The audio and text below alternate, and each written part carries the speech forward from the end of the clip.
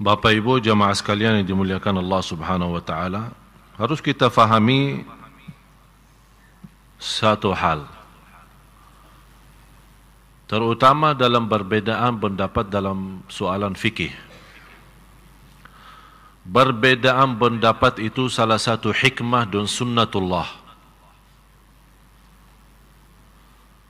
Kenapa ada perbedaan pendapat? Karena pemahaman dan fikiran manusia berbeda. Oleh karena itu tidak akan bisa satukan umat dalam satu pendapat. Yang bisa disatukan dalam satu pendapat kalau sudah ada jelas-jelas perintah atau larangan dalam ayat maupun dalam hadis. Kenapa muncul berbeda pendapat? Contohnya nisfu Sya'ban. Memang ada hadisnya. Ada hadis apa? Hadis yang disahihkan Syekh Al-Albani rahimahullah. Syekh Al-Albani salah satu ulama yang terbaik sedunia,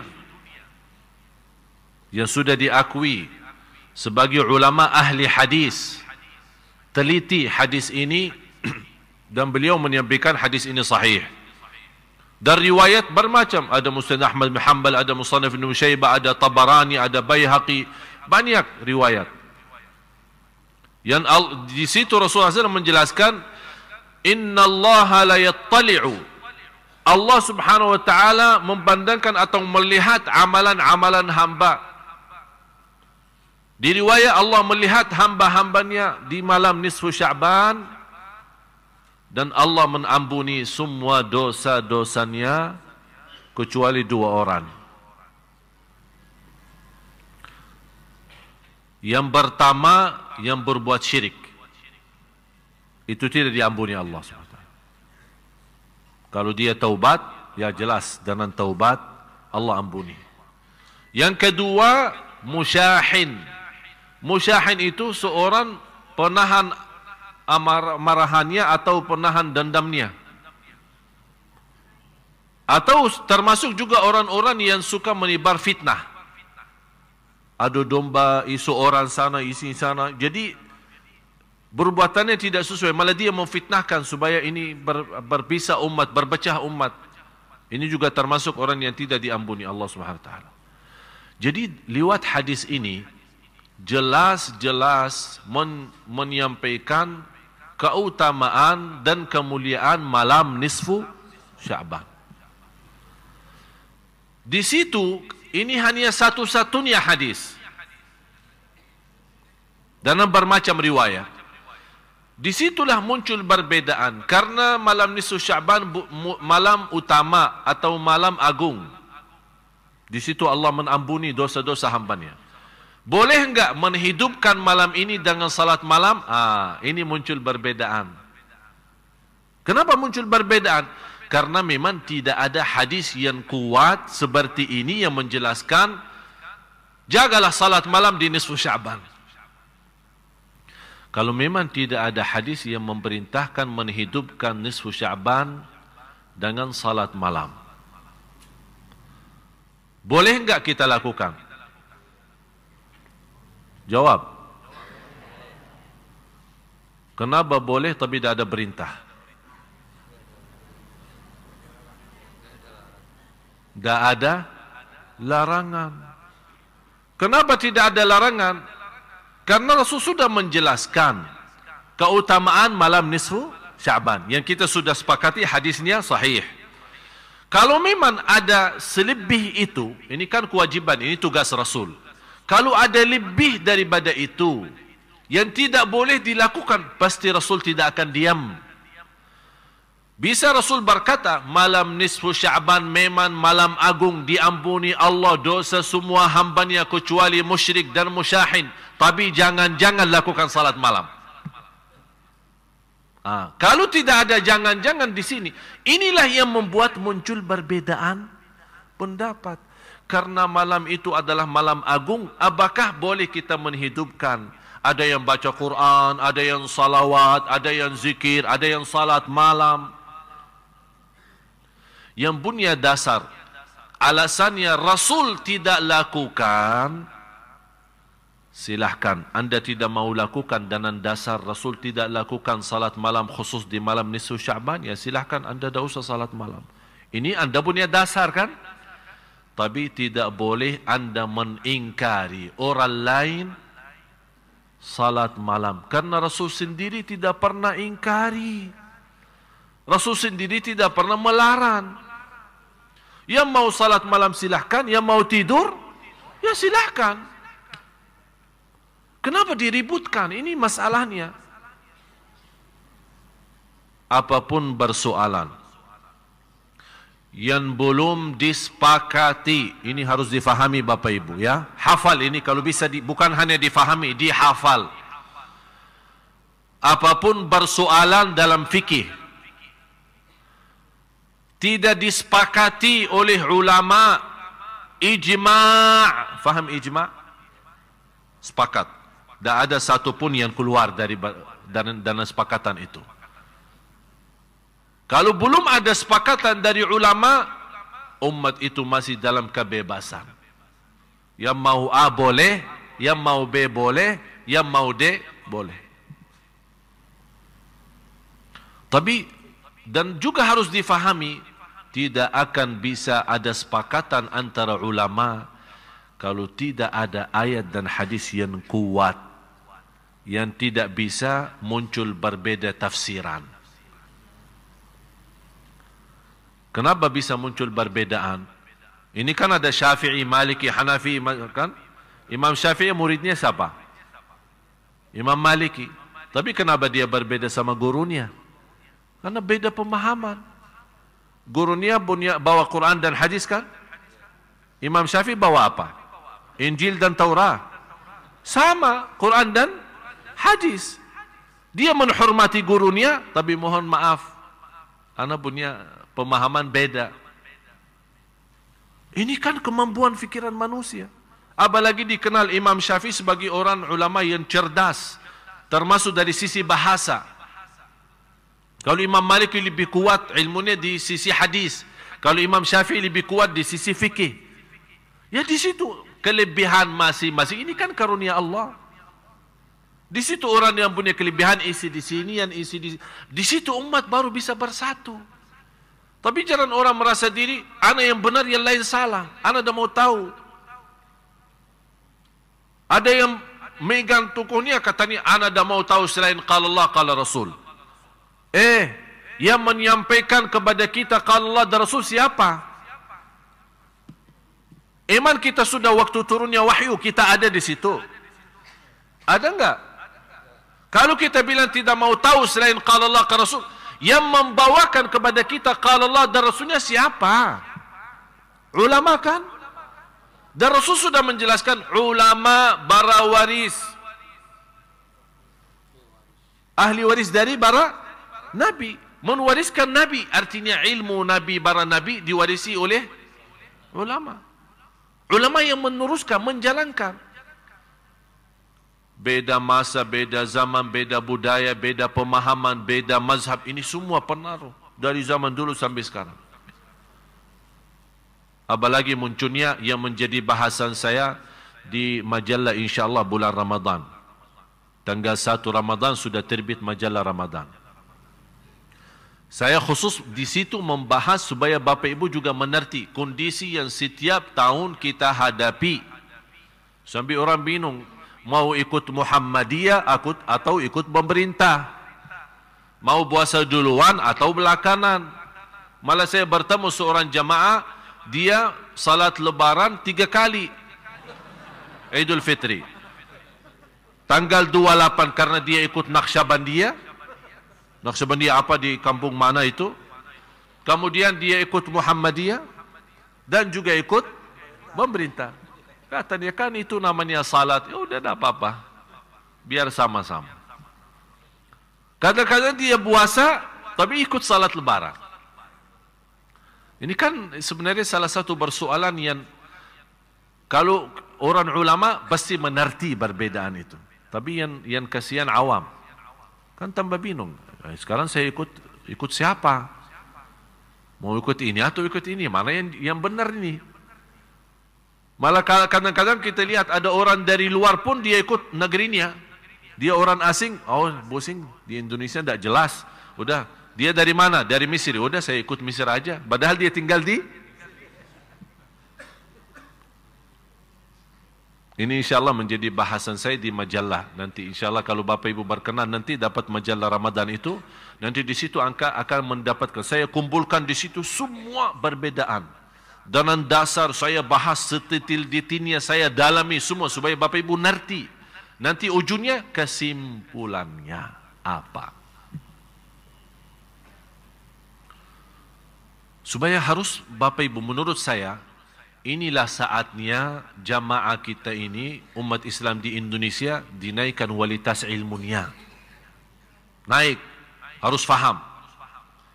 Supaya jangan, karena saya punya prinsip, man kathura ilmuhu, qalla inkaruhu. Semakin banyak ilmunya, seorang akan sedikit mengingkari perbedaan. Kenapa sekarang banyak muncul ingkar, ini dah boleh, ini boleh, ini dah boleh? Karena mereka belum faham. Hanya faham dari satu sisi. Kalau kita perhatiin angka 7 bahasa Arab, bisa diketik angka 7 enggak? Bisa enggak? Enggak ada Arabnya. Makanya ada Arabnya dong. Masa penceramah orang Arab asli kok enggak ada Arabnya? Ada satu cerita yang saya buat dari angka 7. Kalau angka 7 Arab itu begini kan? Fe ya. Kalau 8 fe balik ya. Saya waktu ada satu persoalan dapatan sama satu orang. Ujung-ujungnya tidak selesai. Udah saya bilang begini, saya tulis angka 7 V ya. Saya di posisi di sini, beliau di situ. Pak, tolong bacain 8. Maaf Pak, saya lihat 7. Maaf Syekh salah. 8. Maaf, inti belum faham. 7. Ribut 8, 7. 8, 7. Habis itu dia bosan. Belum faham ya apa yang saya maksud. Enggak. Udah begini. Karena inti megang pendapat ente, ana megang pendapat saya. Tidak akan nyambung. Udah begini aja. Tolong Pak Bindah datang sini tolong sama saya sebelahan. Biar kita jadi sahabat. Begitu dia datang, ayo bacain apa? 7. Udah, ajak saya ke sana biar kita sama-sama sahabatan. Tapi di sebelah sana, ayo, 8. Ternyata kata inti benar, kata ana juga. Kenapa ribut? Cuma masalahnya perlu kita sedikit memposisikan diri di mana. Padahal sebenarnya dua-duanya benar. Tidak ada yang bawa kufur. Udah yang buat nisfu Sya'ban kafir masuk neraka. Alhamdulillah tidak sampai masuk neraka. Jadi cuma masalahnya ada sedikit. Karena memang tidak ada ayat ya ayyuhalladzina amanu jagalah salat malam nisfu Sya'ban atau tidak ada perintah, tapi di sisi lain tidak ada larangan. Itu aja. Karena di sini inti tidak menerima perintah, saya tidak menerima larangan, karena prinsip Rasulullah SAW ada perintah atau larangan. Dan banyak hal yang lain seperti itu. Dan tidak ada dasar kuat alasannya kita tidak boleh lakukan kecuali yang dicontohkan oleh Rasul. Ada orang berkata, kenapa bikin begini? Apakah dicontohkan oleh Rasul? Saya pernah duduk di masjid megang tasbih. Saya suka kalau megang tasbih, saya suka diam-diam ya. Saya itu mau buat apa tunjukin orang? Pas live di TV ditunjukin tasbihnya. Oh, Masya Allah ahli tasbih. Ya ahli tasbih sendiri, jangan di hadapan orang. Jadi kalau saya lagi duduk sendiri, saya suka megang tasbih. Tapi tidak saya tunjukin ke orang. Tapi kebetulan pas ada orang sebelah saya lihat tasbih. Langsung negur saya. Mohon maaf Syekh, saya rasanya tidak enak. Apa? Tasbih bid'ah.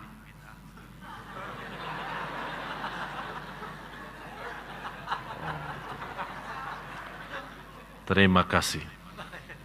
Udah, saya terusin lagi. Syekh, apa? Maaf, tasbih bid'ah. Terima kasih.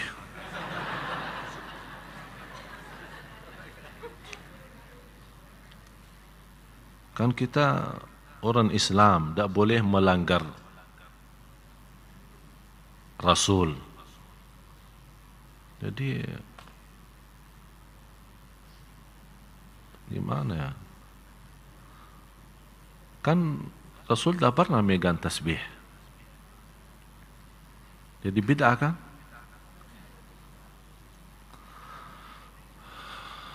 Duduk. Nanti sekarang membuat konsentrasi saya hilang gara-gara.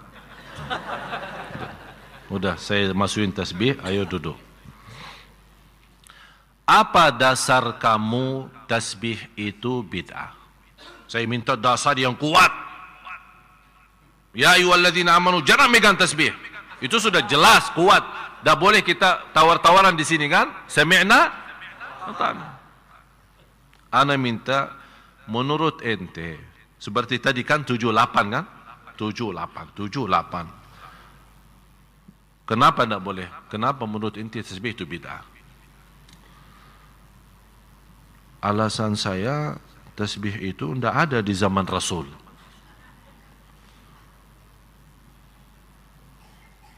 Itu aja dasarnya. Ada kira-kira yang sesuatu, kalau ini dasar awam. Saya minta dasar ilmi, ada ilmunya gitu. Supaya saya faham, harus bisa terima. Kalau kata-kata begini tidak bisa.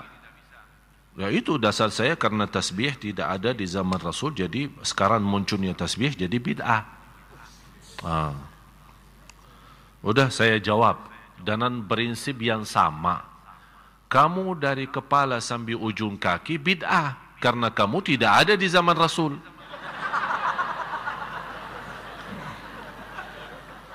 Kan prinsip yang sama. Apakah ini bisa jadi dasar? Banyak hal yang tidak ada di zaman Rasul. Banyak. Dalam hal ibadah maupun di luar ibadah. Apakah kita semua menjadi bid'ah?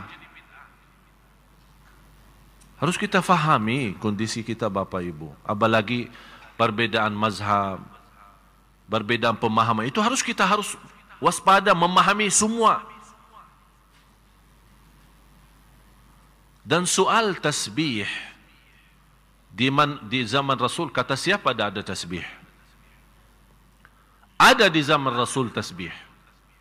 Salah satu istri Rasulullah SAW bertasbih, tapi bukan tasbih yang kita kenal sekarang. Dulu tasbihnya mereka dengan batu. Rasulullah SAW melihat seorang istrinya, begitu Rasul keluar subuh, kemudian salat subuh, balik lagi. Ini di hadis Sahih Bukhari Muslim. Rasulullah SAW balik lagi, melihat istrinya di tempat tadi tidak berubah dan masih teruskan tasbihnya.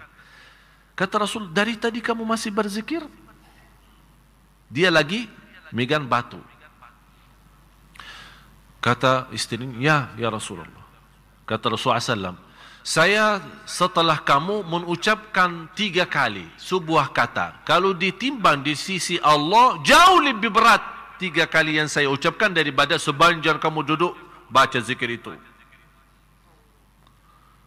Subhanallah wa bihamdih adada khalqih wa ridha nafsih wa zinata arshih wa midada kalimatih. 3 kali.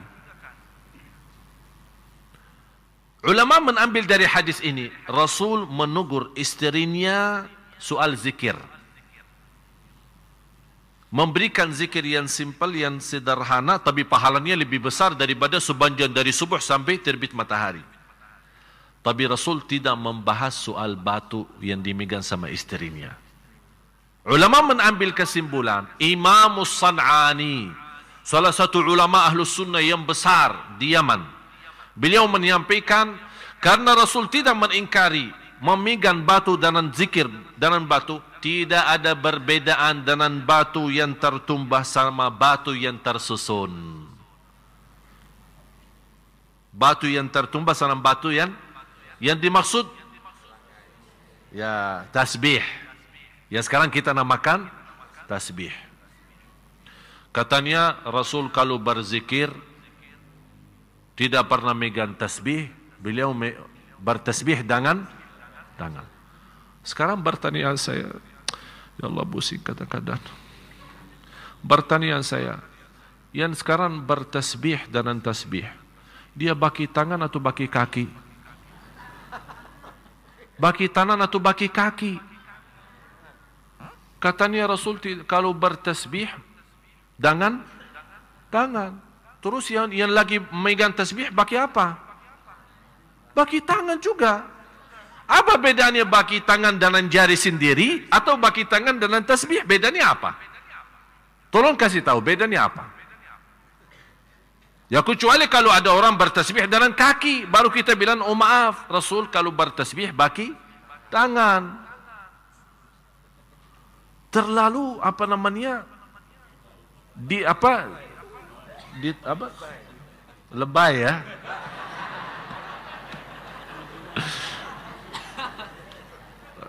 Bapak Ibu, ada satu kaidah Rasulullah SAW punya prinsip. Kalau ditawarkan dua hal, ada yang terbaik, terbaik itu sudah nomor satu yang terbaik. Ada yang termudah. Kira-kira Rasul milih yang mana? Tahu kenapa? Padahal ada yang lebih baik daripada yang mudah itu. Demi umatnya, supaya tidak beban dalam ibadah, supaya tidak rasa berat. La yukallifullahu nafsan. Bapak Ibu, Islam memang indah, indah betul. Saya justru semakin banyak belajar, semakin tahu diri bodoh. Jadi orang-orang malah justru semakin tinggi ilmunya, semakin ketahuan bodohannya. Berarti kita belum apa-apa. Jangan ada orang merasa, oh Alhamdulillah saya sudah. Jangan. Teruskan belajar. Sungguh subhanallah semakin banyak kita akan melihat, semakin terasa keindahan Islam. Semakin akan mendalami begitu luasnya Islam. Menghormati manusia, menghormati perbedaan, menghormati pemahaman. Itu luar biasa. Dan kita tetap Bapak Ibu kembali kepada Al-Quran dan Sunnah. Dan bagaimana kita bisa memahami Al-Quran dan Sunnah kecuali dengan ulama? Siapa yang bisa faham Quran dan Sunnah? Ya ulama. Oleh karena itu ulama harus betul-betul yang takwa, yang ikhlas, amanah. Begitu dia memimpin jamaah, dia terangkan. Jangan Bapak Ibu memahami. Kalau saya di posisi, saya tidak memerintahkan jaga salat malam nisfu Sya'ban dan saya tidak larang. Yang mau silahkan, yang tidak mau silahkan. Prinsip saya seperti itu. Saya ikut sahabat sejak dulu. Tabi'in yang sudah bertemu dengan sahabat seperti Al-Hasan Al-Basri rahimahullah.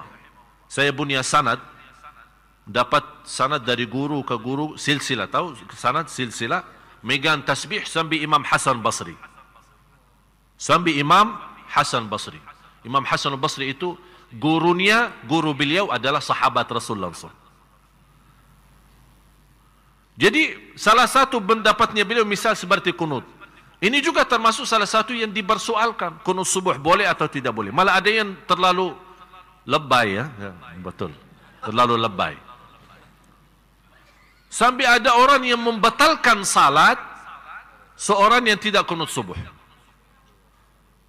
Atau ada sisi lain, ada orang yang terlalu membatalkan salat orang atau membid'ahkan salat seorang yang lakukan kunut subuh. Jadi sebenarnya saya lihat dua-duanya berlebih-lebihan. Lebay. Prinsip saya apa? Yang mau kunut boleh, yang tidak mau kunut boleh. Sudah selesai.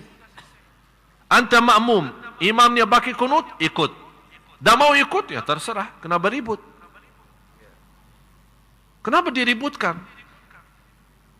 Oleh kerana itu Bapak Ibu saya harap, oleh kerana itu salah satu perjuangan saya di Indonesia, terutama khusus untuk jamaah-jamaah saya ini, saya memperjuangkan supaya kita bagaimana memiliki kualitas ilmu yang insya-Allah sederhana tapi dalam. Faham dalam? Jadi betul, kenapa? Supaya apapun yang kita hadapi, saya tidak mau Anda belajar di sini terus beributan sama orang di luar. Jangan. Tapi Anda punya prinsip, Ana sudah ngerti. Terima kasih.